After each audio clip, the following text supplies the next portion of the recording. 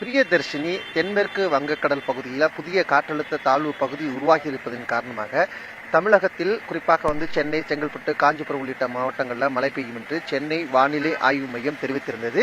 இந்த தாழ்வு பகுதியானது இன்று டெல்டா தமிழக ஓரமாக இருக்கக்கூடிய டெல்டா மற்றும் அதே போல வட இலங்கை பகுதியில் இடைப்பட்ட இடத்திலிருந்து தாழ்வு பகுதி இருப்பதாக தமிழகம் முழுவதும், அதாவது கடலோர மாவட்டங்களில் மழை பெய்வதற்கான வாய்ப்பு இருப்பதாக வானிலை ஆய்வு மையம் தெரிவித்திருக்கிறது.